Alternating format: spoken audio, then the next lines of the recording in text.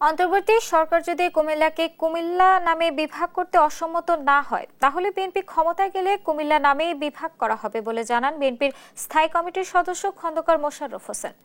সোমবার বিকেলে জাতীয় প্রেস ক্লাবে কুমিল্লা নামে কুমিল্লা বিভাগ বাস্তবায়নের দাবিতে সমাবেশে যোগ দিয়ে এসব কথা বলেন তিনি আরো বলেন, বিগত কুমিল্লাকে কুমিল্লা নাম পরিবর্তন করে বিভাগ করতে চেয়েছিল। আর এনসিপি দক্ষিণাঞ্চলের মুখ্য সমন্বয়ক হাসনাত আব্দুল্লাহ দলমত নির্বিশেষে আর সকল রাজনৈতিক স্বার্থের ঊর্ধ্বে গিয়ে কুমিল্লা বিভাগকে কুমিল্লা নামে করার জন্য আন্দোলন জোরদার করার আহ্বান জানান। সেই সাথে অন্তর্বর্তী সরকারের কাছেও দাবি তোলেন যেন দ্রুত অন্য নামে নয় কুমিল্লা নামেই বিভাগ করা হয়।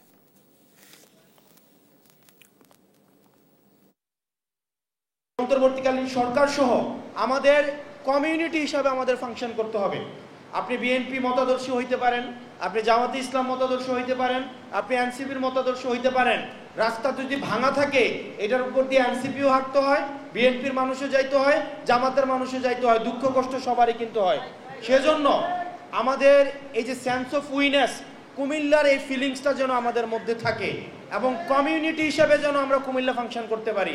আগামী নির্বাচনে যদি বাংলাদেশের মানুষ দয়া করে আমাদেরকে ক্ষমতায় প্রেরণ করে, আল্লাহ তাআলা যদি আমাদেরকে ক্ষমতা দান করে, তাইলে আমরা আপনাদেরকে আশ্বস্ত করছি, এই কুমিল্লাবাসীকে, আপনাদের মাধ্যমে কুমিল্লার সকল জনগণকে, যে আগামী নির্বাচনে যদি আমরা সরকারে আসি অত্যন্ত দ্রুত গতিতে এই কুমিল্লা বিভাগ প্রতিষ্ঠা করব।